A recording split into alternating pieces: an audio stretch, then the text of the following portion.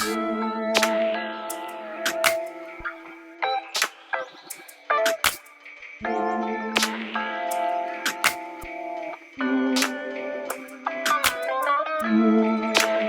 I want to welcome everybody to the Sacramental Charismatic podcast. I am your host, Luke Geraty. I am a pastor wannabe theologian in Northern California, and I am joined by Season 3's co-host, Wes McLachlan. That's how I always say her name, just so you know. Wes, how are you doing? Good. How are you? I'm tired, but Tired. I'm not so tired now. I'm tired. I'm tired. Well, these really super early 9 a.m. podcast recordings we do are just really rough. See, I am a millennial. Boom. I knew it. Yeah. You accused me of being a millennial before we hit record, and I'm still, my heart's a little hurt because I love millennials. I don't feel like I should be counted amongst them. Gen X, baby. Gen X. So yeah, let's catch up. It's been a couple weeks. We've been doing this podcast series on trying to think about how do you be a sacramental charismatic. But we're going to take a break today and talk about something else. Anaheim. But before we do that, how you been? You're going to have a baby soon. Not you, but your wife. My wife's going to have a baby in 4 months' time. It's freaking scary to think about the fact that I'm going to be a dad in 4 months' time. It is scary. It's very scary, but exciting too. We're going to South Africa at the end of April too with the baby. Dang. So we're going to be traveling with the 3-month-old. You are just doing it.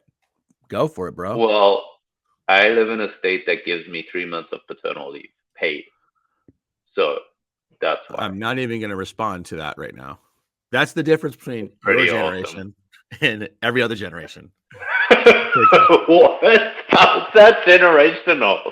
That's got nothing to do with generational. Let's just get controversial, okay?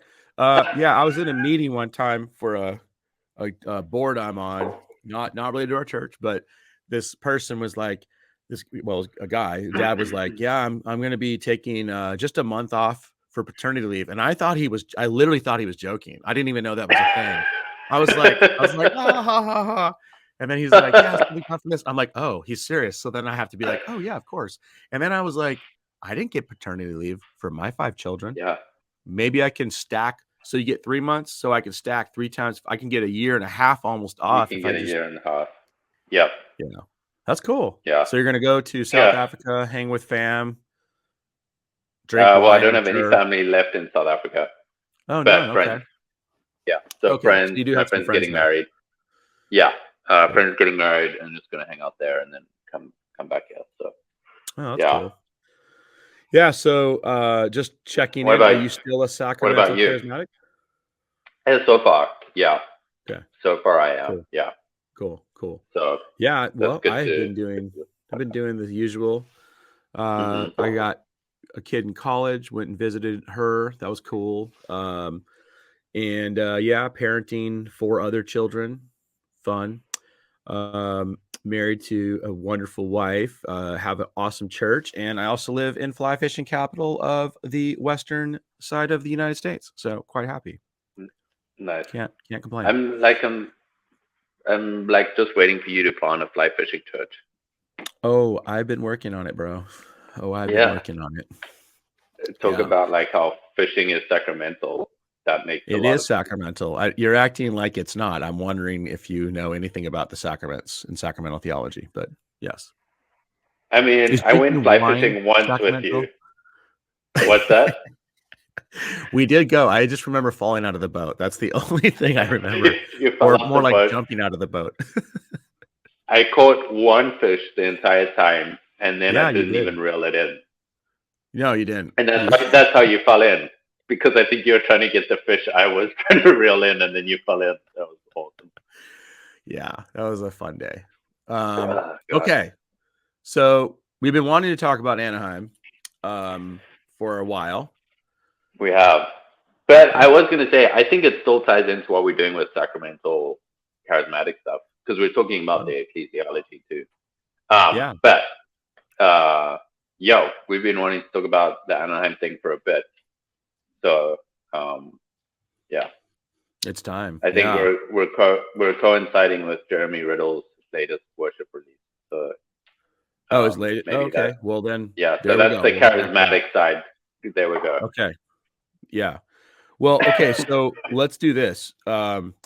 If you would help folks maybe who don't know all about the Anaheim situation, just give them a quick survey of the facts as you know it, and then we will sprinkle in some theological reflection. Dive in. Okay. Yeah. Well, I think you can fill any gaps too, and you have you have a lot more thoughts on this than I do, I think. But from what my understanding is, so the senior pastors of the Anaheim Vineyard are Alan and Catherine Scott, and they came from the UK, and they planted a vineyard in the UK, and that became a massive church. They left to go to California, and I don't know what, about 2 years or a year before they took over Anaheim Vineyard, but they left going there without any plan. They just felt God had called them there. And then that's the story. That's the story. That's the story. That's the story. Yeah. I'm not saying that it's not, but I'm not saying we're just laying out the timeline and what we've heard and what we've been told on public. That's all we're laying out. We're just putting it out there. So I want to say that because you and I are both charismatic. You and I both do think that the Holy Spirit speaks to people today. There are times that God, a lot of the time, God does this all the time, miraculous things where he calls people to move to places and then all the chips fall and then things make sense later. Totally. Yeah. However, to be self-critical and to be also aware of our own tradition, there is also a lot of manipulation and things like that happen within the charismatic stream of our faith, just like it happens in other streams of the faith. So I want to always clarify, allegedly, according to some, because there's other folks that would say it differently. But yeah, keep going. Exactly. So then they moved, and they moved just so happenly to Anaheim, and like very close to Anaheim Vineyard, I think too. I don't know their exact address, but I just know they moved into that area. I've seen their house, and I can tell you it's very close. It's right in your Belinda area. But let's back up and talk about just the history of Anaheim Vineyard. Okay. Yeah. That's like Vineyard Mothership. That is that's the Vatican of the Vineyard as far as it's wait, why is it the Vatican of the Vineyard? Yeah. So John Wimber, who is not the founder of the Vineyard, but was our earliest I guess, main leader. He was he was by far the most influential vineyard person to date. Wimber was he planted that church and pastored there for a long time until he passed away. But it's always been, it was the, the metaphors of the Vatican or it was the Mecca. It's the place that, has hosted dozens upon dozens and dozens of conferences in the Vineyard. I mean, many of us in the Vineyard, like I've been in the Vineyard since I was a little kid. Anaheim's been, very central to our movement's story. And so, people outside the Vineyard too. Like how many people do you talk about that have gone to a Vineyard conference at Anaheim have been touched? Yeah. Well, I know like one quick story, Bill Johnson I've heard him say that he was teaching about signs and wonders in the kingdom of God. But he said until he went to a John Wimber conference in Anaheim and saw it being done, he didn't really have a grid for that. And then after that, he says that's when he started seeing more movement in the supernatural. So so just to say that, so the Anaheim Vineyard is one of our oldest churches. It's been in the movement forever. It has this long connection to the story of the Vineyard. It's a place that literally thousands and thousands and thousands of people, not in the Vineyard and outside the Vineyard, would tie their part of their faith to it. They're not in the sense of like we're saved by Anaheim, but it's like this is the place where God met me. This is where I experienced a call. I know dozens of church planners. That's their story. And then outside of the Vineyard, I mean, lots of Anglican friends I know have come over to the U.S. to go to those conferences. And so that's just, so Alan and his wife move from the UK, from Ireland, and become the senior pastors after a short period of time, is what you're saying. They were living in Anaheim. And then Lance, who had been running Anaheim since, effectively after what's his name left after John Wimber. Carl Tuttle. Carl Tuttle, thank you. Took over from Carl and then pretty much steered the ship, because Anaheim also housed Vineyard worship, right? And Vineyard music. And so he navigated that whole transition and sort of steered the ship for Anaheim for the past 2 decades, essentially, just under. And then came time to retirement and put out a thing to hire it. And then Alan and Catherine were essentially ideal candidates because they had pastored a church that was that came close to the size of Anaheim, pretty much. I mean, Anaheim has a massive building. They've got a school. They've got a lot of assets attached to it, and so they needed someone that was able to oversee that stuff too. So they got hired on. And what was it, 2017? We should probably. I want to say it was sometime around then. Yeah. I don't know the exact dates. 2017. But, it was before 2020's pandemic. But I think it might have been more like 2018. That. Yeah, I think it might. I think it was 2018. Yeah, beginning of 2018, and then they took over, and I think there was a lot of this excitement because of what had happened at their church in the UK, and so there was probably a lot of excitement about what they were going to bring and all of that sort of stuff. And then fast forward to beginning of this year, and there was a sudden letter. I don't know if there was something before that, but there was this letter that was released to the church that was made public about them deciding to leave the Vineyard. But there was nothing before that, from what we publicly at least. Yeah. And I think that was like in January or February. That's been confirmed by folks on the inside, is that it was a decision that was pretty much made by the senior pastors of the church, Alan and Catherine. And then communicated to the board. And then an email was sent out, and then it internally kind of became a thing. Yeah. Well, they sent an email to the whole entire church. Then they had a Sunday morning family meeting, and they clarified things. That was not broadcasted. No, but some people in this podcast did hear it. I feel like I shared it with you. Yeah, we got contraband. Yeah, there were members of the Anaheim Vineyard at the church who recorded it, and I heard the entire talk. So yeah, and it was something. It was. Yeah. Well, do you want to quickly? Yeah, go ahead. I was going to say, did you want to quickly talk about what you remember from that? Unless your memory's too fuzzy about. Yeah, well, I am getting older, Wes, so my memory is not what it was. But yeah, I mean, it was it was very much a well, I do know this too. Also, the way that this kind of went down was, from what I understand, and I should clarify, I pastor in a Vineyard church. I have none whatsoever leadership role within Vineyard USA. I don't speak on behalf of Vineyard USA. I am podcasting as a individual pastor theologian who is just been in the Vineyard for a long time, but I have no ties to it. And you are a chaplain, so we don't care about you. So you don't. Yeah, exactly. Not even a real ministry. Yeah, exactly. Yeah, and for those of you listening, yeah, please know that I was totally kidding. I think that he is a ministry. I think he's a very important one. Which we should do a podcast on that sometimes. Why chaplains don't get more credit.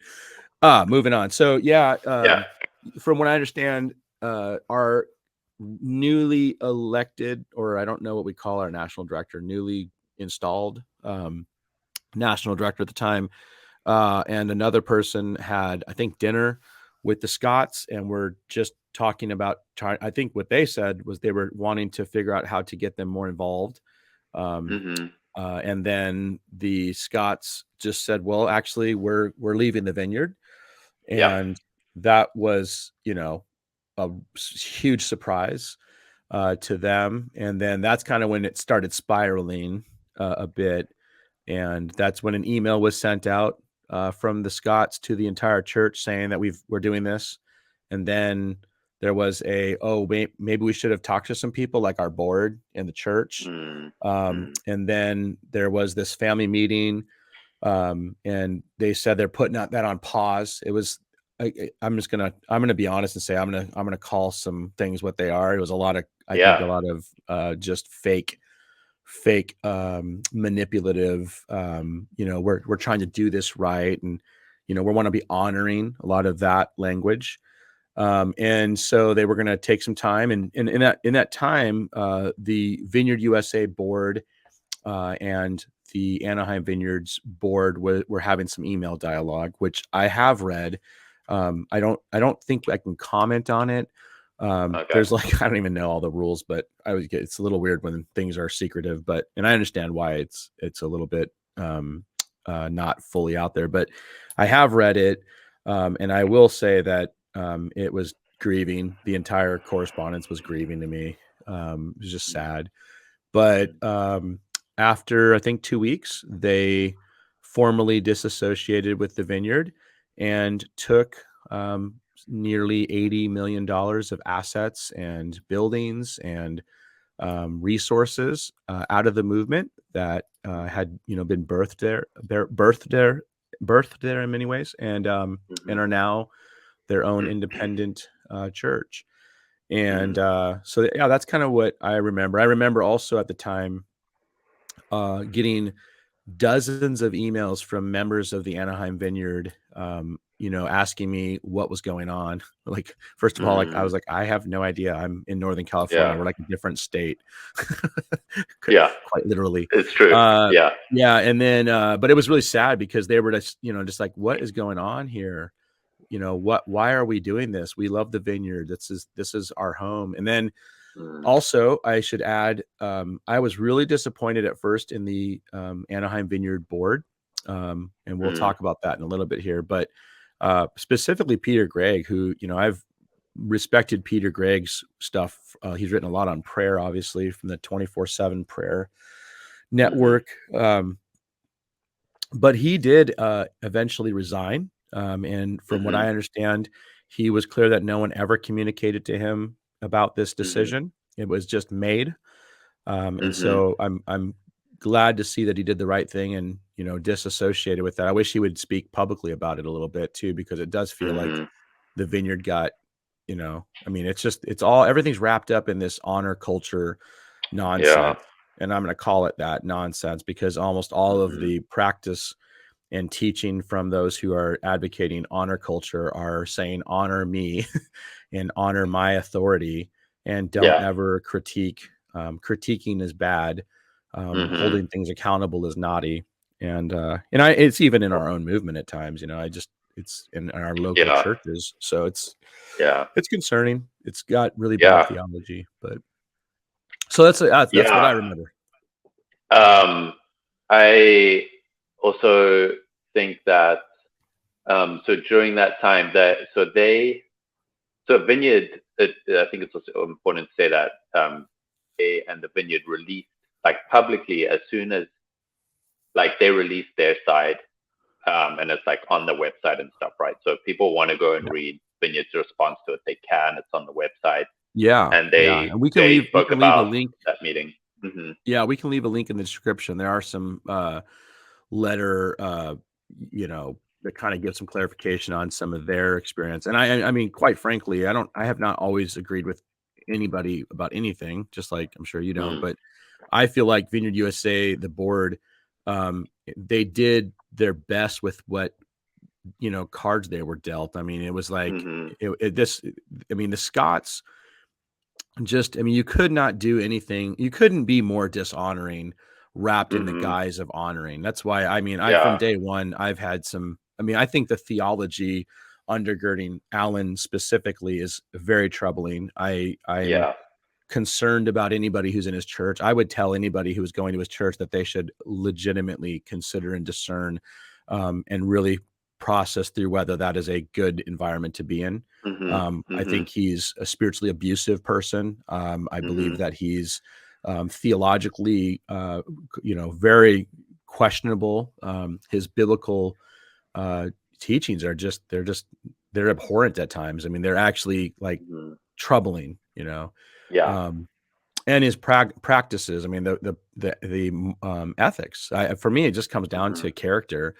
Like, I know for a fact that he was asked before he was hired if he would ever leave the vineyard, and he said he would not leave the vineyard, and that it was a calling for life. So then, we need to think about that in the charismatic tradition. Like, what do we do with that? Because now he's saying God told him so, which is a wonderful trump card. Wonderful. Well, that's what I wanted to get to, because like that, in what was broadcasted, that was the main reason, was that he got a word from God. Yeah. And he brought it to make your commitment.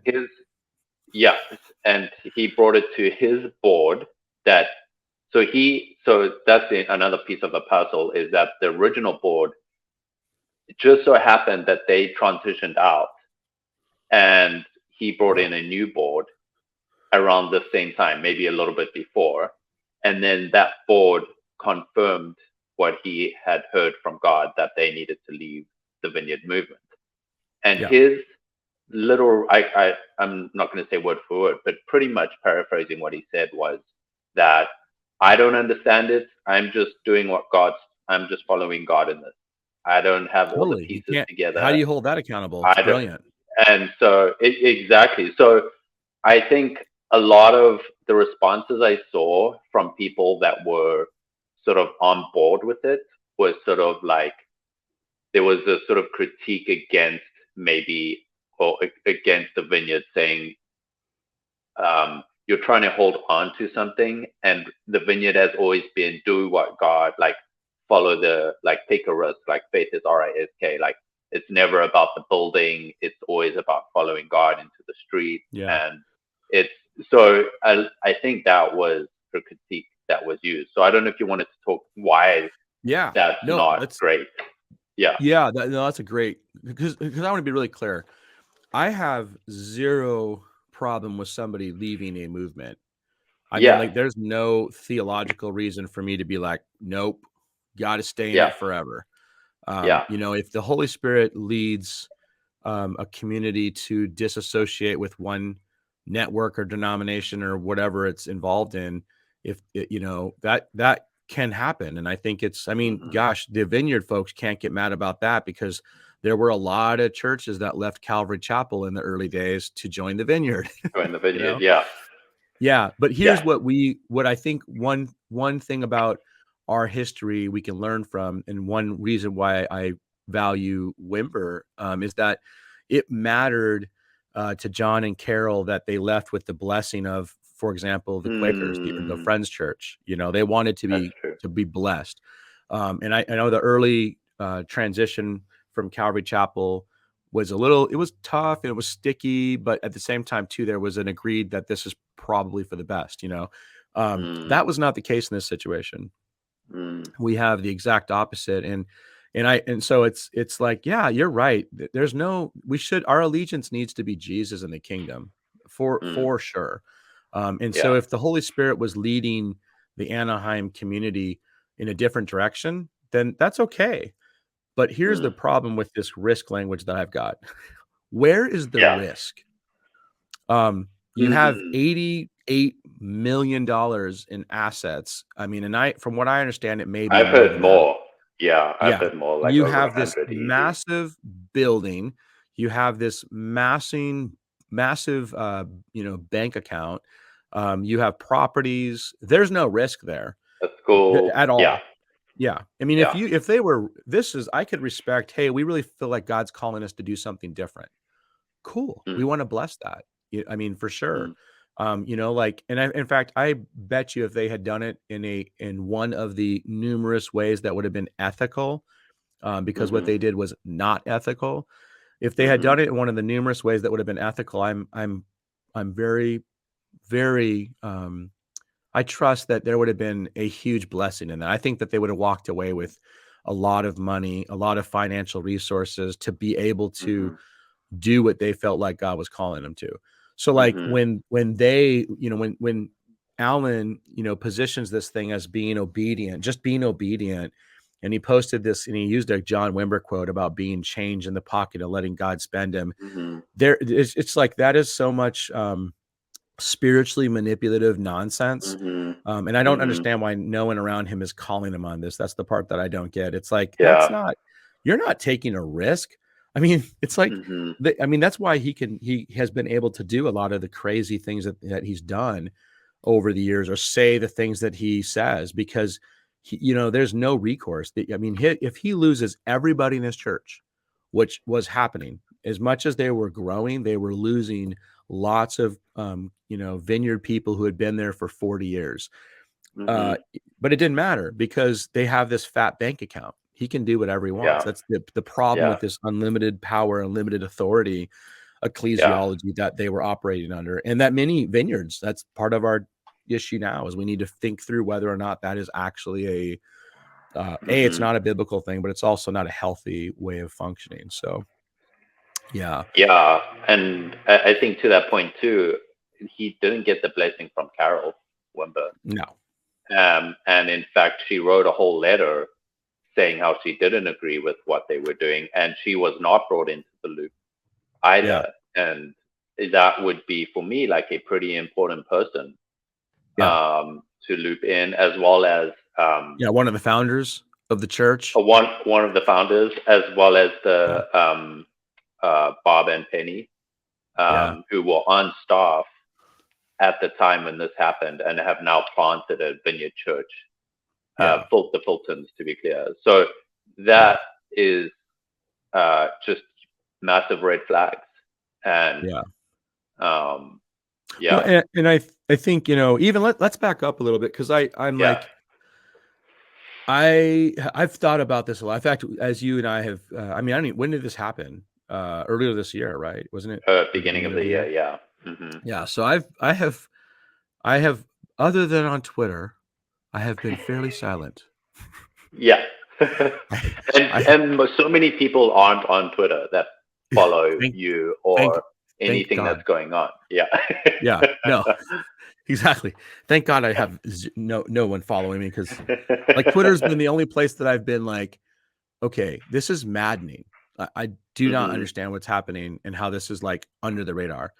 But Yeah. I will say, for anybody who's listening who, maybe doesn't realize, and maybe there's folks listening who go to the formerly the Anaheim Vineyard, but now they go to the Dwelling Place, their new name, um, who are listening. I mean, there were numerous, quote unquote, mainstream Christian publications that wrote articles on this, and Hmm. I think the Scots did not come out looking very well in those articles, which I Hmm. was actually kind of Yeah. surprised because of the level of influence that they and their theological, kin have amongst the church. But Hmm. I mean, Christianity Today did an article on it. Hmm. The Royce Report, I believe, did one. I got interviewed for one. I don't remember what it was, but it was the only one that I responded to do an interview for, because the guy actually cared about leadership. And when he asked me about it, it was cool, because he was coming at it from the perspective of like, I want to talk about the leadership, um, character issues here in this Hmm. situation. And that was like, oh, Hmm. I do have some thoughts about that. But Hmm. um, but yeah, so I want to back up and just kind of say that, I think podcasts or topics like this are tough, because I do love the church. I really do. I love the church, and I think that sometimes people, um, you know, insecure. I feel like it's a lot of times insecure church leaders are not able to process critique very well, and Hmm. partly because when you're in leadership, I get it. I mean, I'm a pastor. Like all I do is feel like I field critique, from everything. It's, Yeah. it's too sacramental. It's too charismatic. It's too evangelical. It's too, Not charismatic enough. yeah, Yeah. exactly. So anyway, I guess my point is saying these things that I want to talk about are not coming from a place of not loving the church. It's because I love the church that I feel like we have to have some honest conversations about this. And I think if there are people listening to this who are in vineyard churches, who are vineyard pastors, or who are in churches that are similar, we need to have like an internal, you know, discernment, process going on about our ecclesiology. That's what this comes down to. So anyway, I'm going to start by saying I've been kind of following Alan Scott's teaching for about 10 to 15 years, somewhere around there, maybe 12 Okay. years. Okay. And from the moment I heard him, I just have never been a fan of his theological teachings, I guess, or his theology. I guess it's coming from his teaching.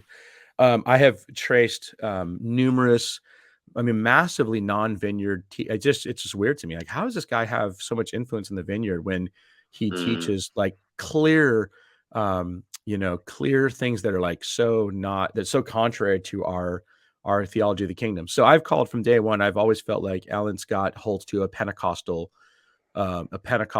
framework, and I love Pentecostalism. There are some great Pentecostals. So what I mean by that is a classic, mainline,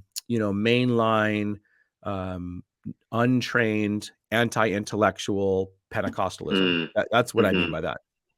So like you have like, Platonic dualism is naughty in the vineyard. Like we're not trying to, break up things and separate things from the sacred and the secular, and natural things are bad and spiritual things are all that matter. And anytime I've ever heard him make a statement about worship, it's the most Platonic dualist thing I've ever heard in my life. It's like, whoa, separating our bodies from our spirits. And totally, it's like, but we're embodied souls and we're in souled bodies, right?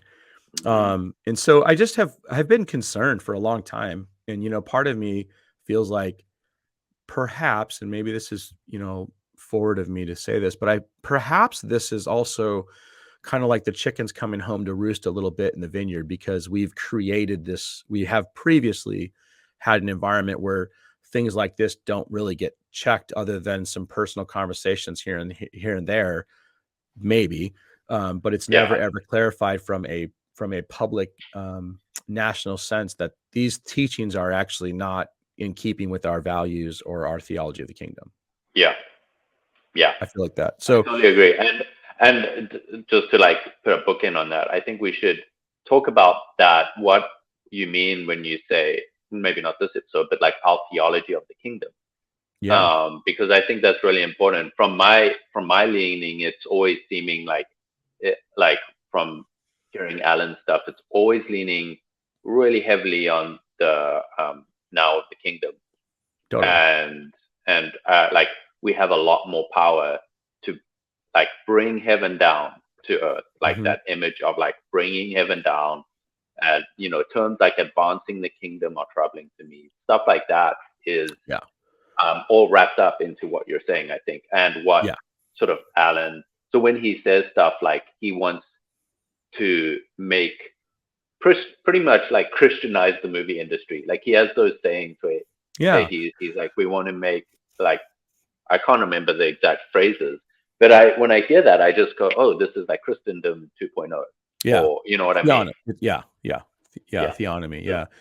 I mean, it's again, and so I just know from I feel like my observations have been, because there's some, I guess, part of what I'm getting at too, and that's so I have said, I've come out publicly and said I do think that his leadership is spiritually abusive. What he's done in that church is not good. It's not healthy. It's I think it's destructive. And so some people have been like, hey, that's a little harsh. And I'm like, I don't say that lightly though. You know, it's not like I haven't been observing things for 12 years now and seeing And the it's not fruit like of you're that. going around saying that about everyone. It's like, I've never Yeah, I heard know. you I'm pretty say that, to specific. be honest. Yeah. Yeah, I know. You're like, I've never heard you say that about anybody, including all the people that are Yeah, spiritually ever. abusive. Yeah. No, but I think what you're getting at, well, two things. One, like what he did was abusive, and two, the other problem of was that it was allowed to happen because Yeah. things haven't been addressed in the vineyard for so long. The fact that you can just remove $100 million of assets in one day, Yeah. and take it out of the movement, and everything like it's nothing, and you just need to sign a piece of paper, Yeah. is an issue. Yeah. And so, And thankfully, let's make this statement. Thankfully, I thought Jay Pathak, the national director of the Vineyard, I felt like he did a good job of raising that as an. I don't know. I do not know how we fix that. I don't know if the yeah, current. I don't know if the what are we? I don't even know what it's called. I've been so disconnected from everything because fly fishing's fun, but the reorganization. I was kind of funny the to say that reorg, yeah. yeah, the reorganization. I don't know if the reorg. I don't know if that's going to address things. I don't know if there's going to Mm-hmm. be new bylaw requirements for local church. I don't know, Mm-hmm. but I will say I thought he did a good job of just saying we do need to like have some discussions about what it means to be a part of our family. Mm-hmm. And so part of me is like, okay, well, does that mean we're going to have this really high-handed, top-down hierarchical bureaucracy? Or, Mm-hmm. are we going to actually have like a conversation about what would be helpful relationally? I don't know, but I'm Yeah, sure it'll be yeah, a combination of things. But yeah, I do think that it's a problem, what you're saying. Yeah, so yeah. I'm not making that statement about spiritually abusive, unethical character issue. I don't make that lightly. I really am concerned for anybody that would be under their influence. I think it could be bad for your soul. Mm-hmm. And bad for your spirit. I mean, like I look at that place and I say that's a atheist factory, because when that type of spirituality of like always have to be doing it the best, highest, it always has to be glory, glory, glory, kingdom now, now, now, now, now, now. What do we do when we enter into periods of life where we go through suffering or we see somebody not get healed? I mean, because like that world, you can't even talk honestly about what's happening. Someone has cancer and it's like, nope, in the name of Jesus, you don't. We don't, we use, there's power and there's life and death in the tongue. Don't say those words. And so the Mm-hmm. person who's going through it's like, oh, and I know this is true because I've Mm-hmm. pastored people. I've had people in our churches that have come from that theological framework. So for 12 years, it seems like there's been this Platonic, dualistic, Gnostic spirituality right Mm-hmm. alongside this like Pentecostal, and I again mean like the bad kind of Pentecostal Mm-hmm. framework. Mm-hmm. And so you brought up kingdom theology, and I think that's important because again, it's not that you have to like our approach or our values are the best or the only way.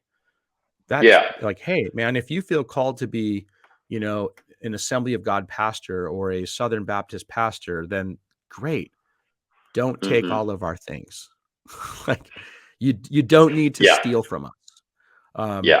Like that's the way I feel. I feel like they actually got away with stealing $100 million of assets ish, and there's been no recourse other than a couple articles. And like that's why I randomly will be thinking about it. And I'm like, well, I gotta send a tweet because like no one, it's like we've forgotten about it. And yet Yeah. about a year ago, we had someone steal that much stuff. And so it's not about like forgiving for me. It's not about, like moving on. To me, it's like there needs to be some accountability for this. And I'm really Mm-hmm. honestly worried about people that might be influenced by these people. I mean, Jeremy Riddle just wrote a book. Like he was Yeah. just as much a part of this as far as I'm concerned. I mean, he's part of the board. So in my church, the board would be held Yeah. responsible Yeah. for these things. And so, I mean, I would never in a million years endorse a book by Jeremy Riddle because I No. now have a better understanding of his ecclesiology, his Mm-hmm. spirituality, and I can see the Mm-hmm. manipulation on all of their social media. It's Yeah. troubling. It's Yeah. troubling. So No. yeah. Yeah. So yeah, I I think agree. yeah. Go ahead. Oh no, I was just going to say I agree, and I think what I've also felt like with what you're saying. For me, this is such a big thing. It's so big that it needs to be a mechanism of change in the vineyard from my perspective. Like, it needs to be like, holy smokes, guys, what just happened? We need to figure out why it happened, and we need to almost like go, okay, this has highlighted this in the vineyard movement. This is what happened. This needs to be addressed. And it has felt a little bit like, okay, well, it really sucks and it's grieving and it's sad, but there's nothing we can do about it moving forward. And I which think is kind of true, right? No, like there's nothing we can do about it, like about them leaving. Like, that's happened, but there is something like it for me. It's like it should be a wake up call in a way. From my perspective. Well, I mean, that's kind of what I've been thinking. So again, like it's my relationship with the Vineyard is like so long. I mean, I've been going to a Vineyard churches since I was a little kid. And it's been primarily, really good, and I'm grateful. And I like my appreciation for John Wimber is, I mean, like he's one of my favorite pastor theologian ministry people. I just find him extremely helpful. Some of my best friends are Vineyard pastors. I have a high value for the Vineyard. And yet at the same time too, I have to say that in the last 10 years, I've wondered, I'm like, is this a good fit for my theological values? And I think it is. But I also have a high value for, as Anglicanism. I just think that there are things about Anglicanism. And I know the grass is always greener. I have a lot of Anglican friends that have told me, hey, we have the same issues. They're just different. But, it's like, okay, so that's why I want to say it's not that leaving the Vineyard or disassociating with the Vineyard is like evil or bad in and of itself. That's not it. Yeah. I just think that if we, in our local church, were we to pursue that or to discern that or explore that, there would be a way to do it. There would be a right way to do it. Right. And it would be, in our case, we would have a board conversation. There would be a larger church conversation too, because that's concerning to me that if you were going to the Anaheim Vineyard last year, you could walk into the building and find out you were no longer a part of the movement that you helped, create. Like, that is a concern to me, that I'm getting emails from people who are saying, hey, we just left the Vineyard. What happened? Like, what? Yeah. That's weird. Yeah. No, what I'm hearing you say is pretty much what we've been saying all along, is that it was so unethical, and it was so manipulative, and there was so many things that could have been done differently that weren't. In a way, it was like a play-by-play on what not to do in any type of. If you looked at it from like a corporate structure, I mean, from a corporate thing or whatever, if Alan was like the CEO of like a company, I mean, he would have been asked to resign because it was handled so badly. If that makes sense. I mean, actually, what's interesting that in some cases he might have been rewarded. It was like such a hostile takeover. It's actually, that's it. It's a right out of the world's playbook of high level executive, leadership.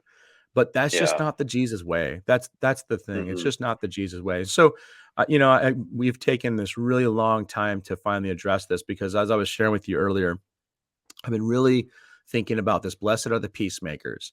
And that's always, I'm sure we're going to have people, you guys should just let it go and be forgiving. And it's like, if that's your response to this podcast, then you are really missing what we're doing here, I think, or we're not clarifying. It's not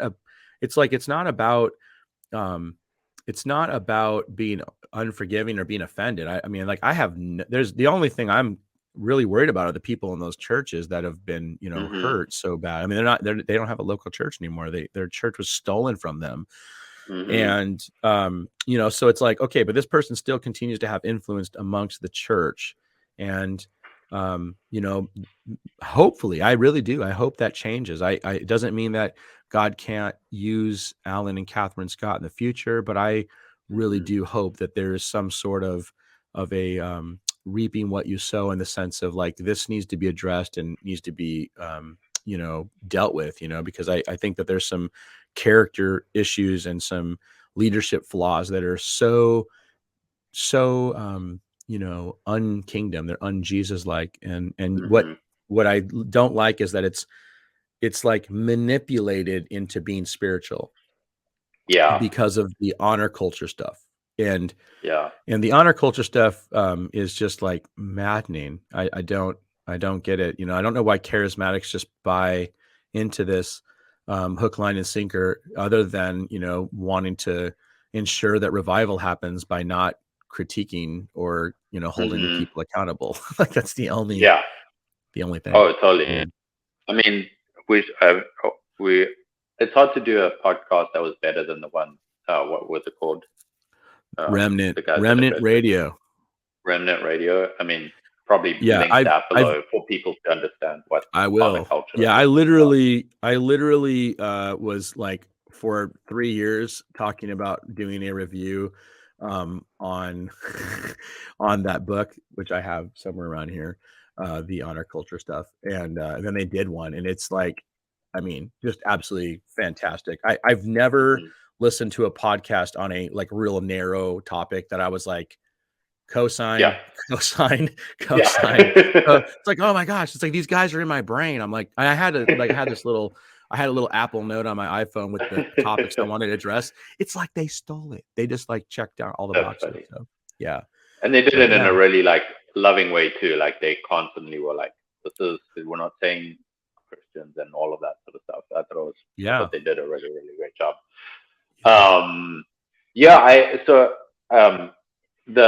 The honor culture stuff, just to hang on to that for a second, because I think that plays into a huge part, and it was part of their response to the Vineyard board, saying that meeting up with lawyers was not honoring. And meeting with lawyers was not honoring, which is crazy, because that again goes to the Platonic dualism. Like, if lawyers are involved, that means that honor can't be. Platonic dualism. Yeah, exactly. Like, there's a split there. And then like, it's like saying, oh, we can only be honoring when, or if there's non-Christians involved or whatever. I don't know. If there's someone from the outside, and then all of a sudden, then we can't be honest. And let me just really press that home a little bit.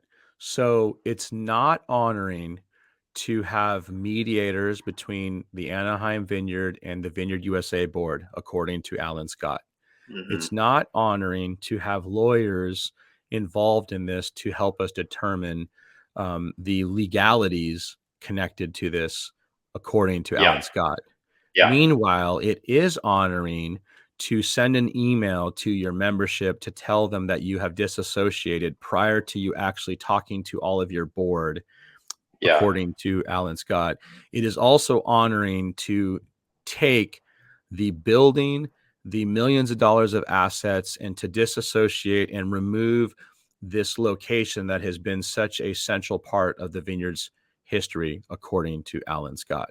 I mean, like, and I'm pretty sure the word honor doesn't mean anything. The word honor does not mean anything to him. That's crazy. Well, it does, in the sense that it serves his purposes and platforms. It does honor somebody. And that's true. It does honor one person, and that's the. I think that's the thing that drives me crazy, is because, like you said, like, the concern is that it affects so many people. Like, I see that all the time in my job. Like, when there's conflict, the immediate reaction is to move to, like, okay, we need to move to reconciliation. That's sometimes brought up. Oh, like, we need to move to, and by my context, I mean chaplaincy. But also just in general, I've just experienced this a lot. Like, somehow being honest and truthful and trying to bring everything to light as possible also like is not really that supportive in many ways. And that's what it feels like attached to this honor thing. It's like honor means not being completely truthful or completely honest. Yeah, this is why we have to push back against like Platonic dualistic spirituality, because in that world, you know, a therapist or a marriage and family psychologist is not helpful, right? But in reality, those people would tell us in the church that, for example, in a parent-child abusive relationship, you know, the parent or manipulative people will say, "Hey, it's dishonoring for you to bring those things up from your childhood," whereas it's the actual the truth is that, no, you are honoring your parents by speaking the truth. You know, it's not dishonoring, it's actually honoring, because the truth is important.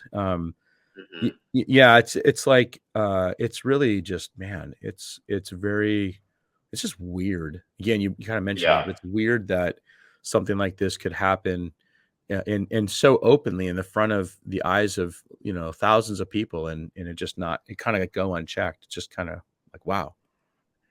And I mean, just So like on an off mark, like the tangent, but this also, the way that this really hurts people too is like victims. Like we see this time and time again, where like victims of assault from leaders in the church are told to that wouldn't be honoring to bring in outsiders into the situation, you know, and stuff like that. And that's where it becomes very dangerous. Yeah, I want to mention something too. This is just because, okay, so I don't remember how long ago, but I'm like watching all this go down, and I'm like, oh my gosh, and for me, when I have theological reflections, I'm too lazy to write a blog, but I'm not too lazy to send a tweet. That's that's Pastor Theologian. Okay, it's like, here it is. But I was very forthright about my opinions on Twitter. But one other person who I saw say something that I thought was very interesting as I'm talking right now, and this is part of the motivation for wanting to be honest about these things, is Steve Nicholson, main man, Holy Spirit Jedi Yoda, Steve Nicholson, the former senior pastor of the Evanston Vineyard, just a huge influence in my life. I saw him say that he called this exactly what it is. It's clearly a character issue. Anybody who would tell someone, look someone in their eye and say, "I will not leave the vineyard. I'm not going to come into this church and become the senior pastor and then remove it to build my own kingdom." Someone who would say that and then do it, there's a character issue. I didn't even like really pick up on that immediately when it first was going down. But Steve Nicholson, this is a character issue. You'll see more of that in the future. It's like there will be other things that come out in the future that will confirm that this is a character issue. I'm just going to tell you that's part of the motivation here too, is that if you attend a church that's pastored by Alan and Catherine Scott, you should find a different church. I think absolutely. for your own soul. And I'm not saying that because they're charismatic. I am charismatic. I speak in tongues. Yep. I hear from the Holy Spirit. Thing. It's not because I'm not a conservative, evangelical in the Wesleyan quadrilateral quad, Bevington quad way. I do. I have sola scriptura is something that I value in the sense that I think it's it's our primary source of authority, or prima scriptura, I guess. But it's not because I'm sacramental. It's because I want to live my life in the Jesus way, and it's because I think that leadership should matters in that regard. So yeah, it's just so like, man, because of what I see now, on their churches, social media stuff, you just see all these young adults around, or I don't know if it's all, but there's young adults around. It's like, man, this is the culture that these folks are being discipled in, is this culture of hey, we're going to honor people with our words, but our actions can be whatever we want them to be. And it's just, there's just like, it's not helping the church. It's just not No, helping the church. no, and it's not. And I'm also just thinking, like, just to like on a meta thing, like what we're doing here and like critiquing this, I think it's hard, like you said, to provide critique, because so many people can come back and say, oh, your guys are just like have unresolved issues in your hearts or something like that, you know what I mean? Or and it's I can't help but think the amount of biblical examples where disciples have clashed with one another, and the way they've done it is, that wasn't a sin. Like that wasn't like when Paul and Peter have like such major differences with a core thing of the gospel with Jews and Gentiles. Like I can't imagine them going not being forthright in what they were seeing and observing and what they believed and all of that sort of stuff. If that does that make sense? And I that's totally what I'm just thinking in what this is. Like, this isn't us going, oh, we just want to attack them, or like this is coming out of a place of bitterness. It's like super concerning, very, very concerning. Just like Paul was concerned with Peter's theology about Gentiles, like it's the same thing. Like it's very, very concerning.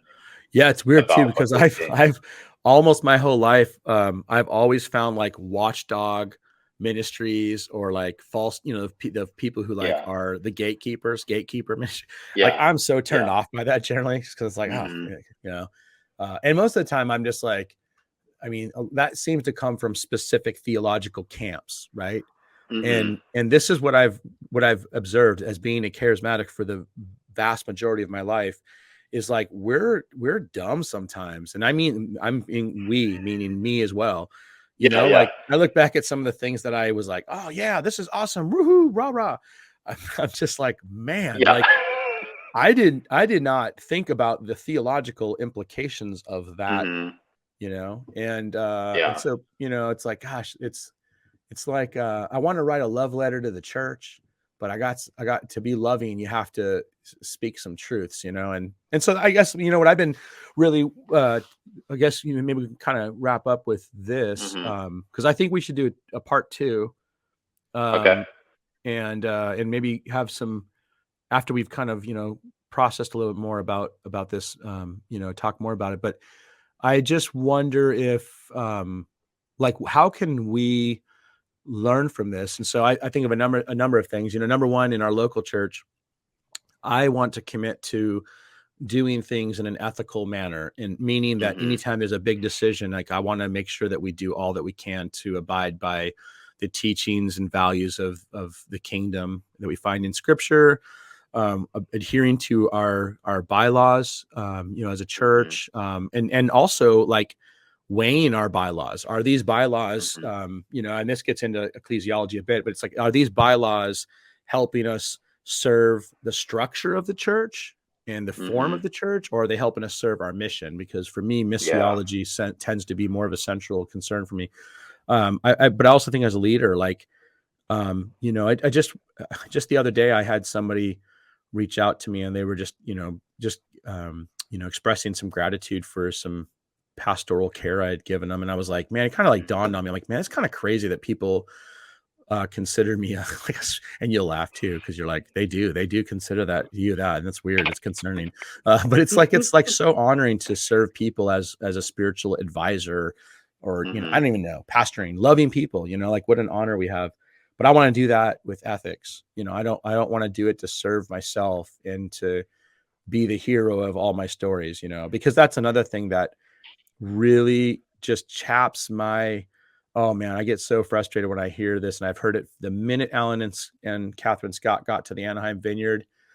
It was all about them bringing revival, in renewal. I listened to a sermon series where you listen to it, and it's the most ridiculous use of the Old Testament I think I may have ever heard, wherein, John Wimber was the old Moses, and I am here to lead you into the promised land. I mean, when you're the preacher and you become the hero of every one of your stories, it is a problem. And that's like homiletics 101, like you cannot be the hero of all your stories.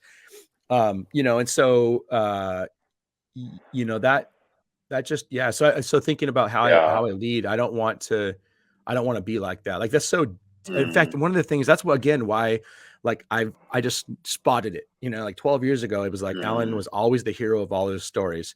And in the Vineyard, what we learned from John Wimber and the early Vineyard teachers is that the person speaking is always the dork of the story. like that was what was so disarming. This is how I'm messed up, and this is how God. Like it was so endearing to hear a man stand on stage and say he's just a fat dude trying to get to heaven. Like that was like, oh, if he can do it. In fact, I had a guy came to my church, our church one time. I think it was when you were on staff here, and he said to me, I was like, I don't know if it was a compliment or an insult, and I've heard people say this about other people in the Vineyard, but he's like, he's like, man, when I first came and I saw you up there speaking, you know, after I like heard you a couple times, I was like, man, I could get up there and speak. And I was like, oh, thank you. I guess. And he was, I think he was just trying to say he liked how it was like accessible and like I was just sharing my heart or, you know, whatever. But I think John Stearns, who was a regional leader in the Vineyard, I heard him once talk about that, about John Wimber. He saw John Wimber or some early Vineyard dude speak, and he was like, man, if that guy can do it, I can do it. You know, I was like, like we've never ever made ourselves the hero of the story. And I think that's been effective with a lot of no BS people, you know, people who are not looking to get manipulated. And so part of me feels like you get what you like in the Minor Prophets. There's a statement, I think it's in Amos, where it says, like people, like priest, or like priest, like people. That's what it is. So it's like you get what you deserve, or you get what you want. And that's like consumer Christianity. So if my whole approach to Christianity is I want to find a church that's going to meet all my needs, and here's my 10 needs. If those 10 needs are not grounded in a rich biblical theology, they're going to be things that are ridiculous. You know, like I'm kind of concerned when people tell me that, like, oh yeah, the preaching is so inspiring here. It's like, what does that mean? Inspiring you to what? And I'm also thinking, like, when you're talking about that, this the quote that comes to mind that's always stuck with me from Wimber is maturity in Christ. I'm paraphrasing again. Is the next step that you take costing you everything you've gained before. And I wish, like, that is just so what didn't happen with Anaheim, and exactly what you said. Like, the next step they took, like taking the Anaheim Vineyard out of the Vineyard, did not cost anything. Nothing. Like, it's brilliant on their part. Right, like it didn't cost anything. So when we think about taking risks and taking risks for the kingdom or maturity in Christ, really is like, are you like willing to give up stuff that you've gained, you know, up until that point, because that's what it can look like sometimes, you know. And I don't mean like taking out your retirement and giving up your retirement and all of that sort of stuff. But it could be many different things, you know. It could be like personal ambition, recognition you've gained, might, you know, whatever it is. No, I think that's really good. And I mean, I guess that's kind of the things that you and I have observed, because I think you and I have been like mildly observing the Alma and Scott phenomenon since we've known each other. Like we've always been like, did you see that tweet? What was that? Like, well, I thought the sermons that you were talking about, I thought they were really dishonoring of Lance, because it just made it just came across like, oh, the Vineyard's been in a massive dry spell and it hasn't been doing any of the Lord's work. But now it's like the language of like the Lord's hand is upon it. That type of language. The glory, literally, the glory has returned. The glory, it's so that type of language is just infuriating, and it's like weird, because I mean, there's some, like Alan Scott's book. There was actually some stuff that I was like, yeah, this is great. Like some of the practice stuff, like I think he said, like his aim with his pastors was that he wanted his pastors to be primarily serving in the community more so than in the building. And I was like, I really like that. So there was some stuff that I really aligned with, and then it was like, but it's all centered on a fundamental level very different to what I would center it on. Yeah. You know what I mean? So yeah, that might I think be something more to unpack. That's kind of the and I mean, so the next episode, let's unpack the theological framework that we are advising. I think that's really important. I think that would be because I think really the more that key. you stare at you stare at the values and teachings of the kingdom, the more you'll see how this is so not in keeping with that, you know.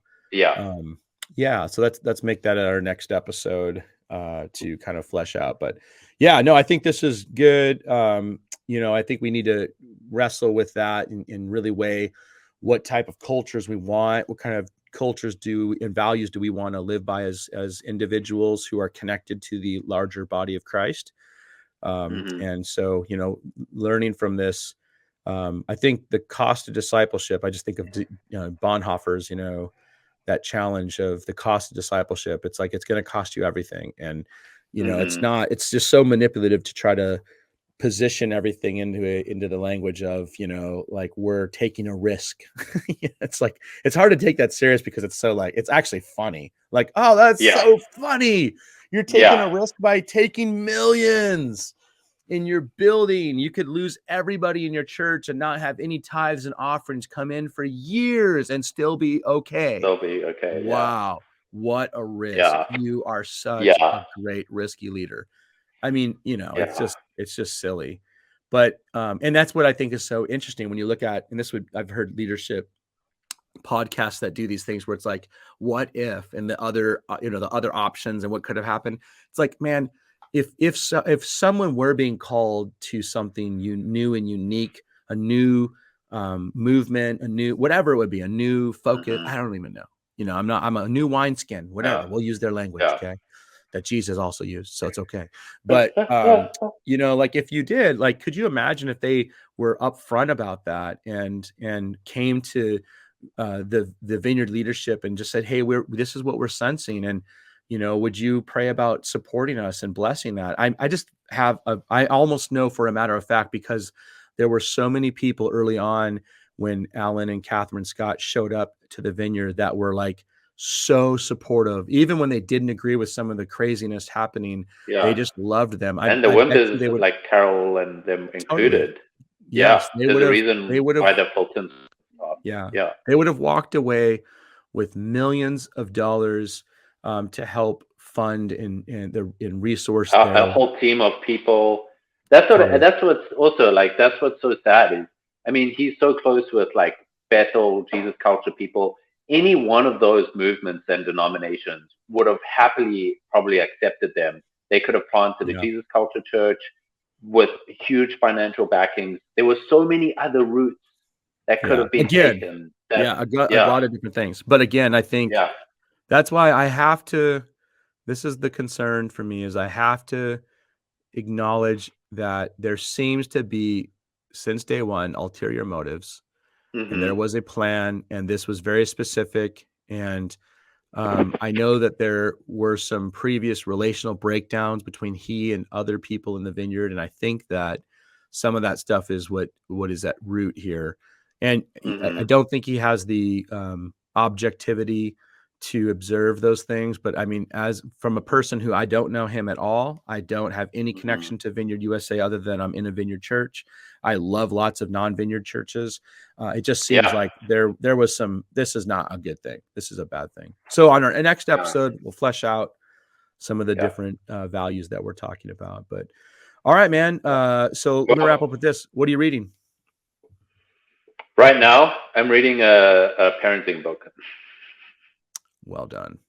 You just checked me. I decided that I'm only going to get one book, and I'm going to read one book, and that's it. So I found a book that I wanted, and I'm reading that.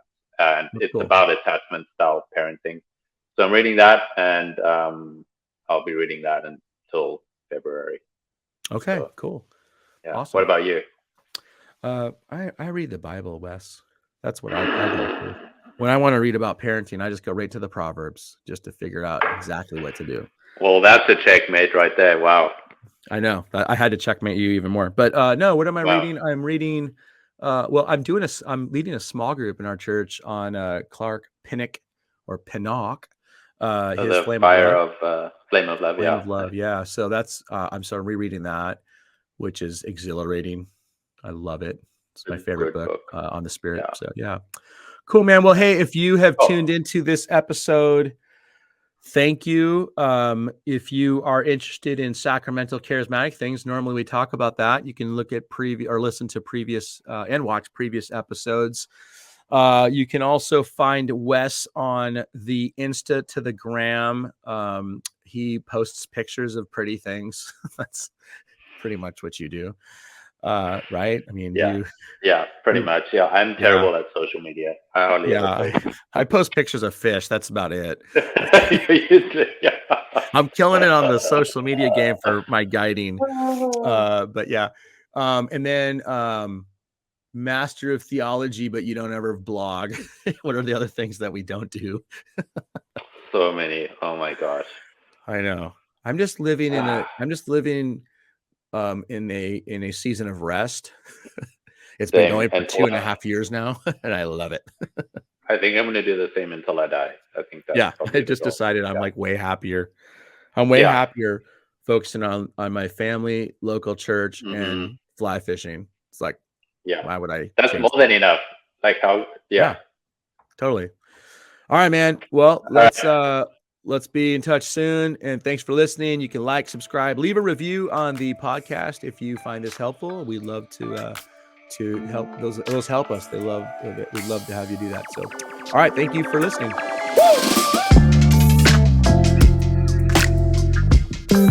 Woo!